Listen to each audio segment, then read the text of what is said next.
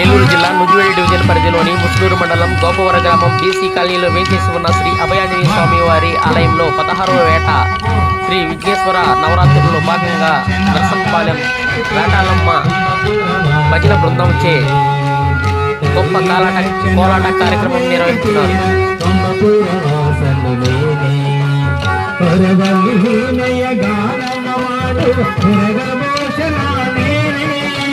కొరలల్లి వైష్ణవ పరమ వైష్ణవ గరుడ గమన శ్రీ పురందరవిఠలన్ నానా ప్రియను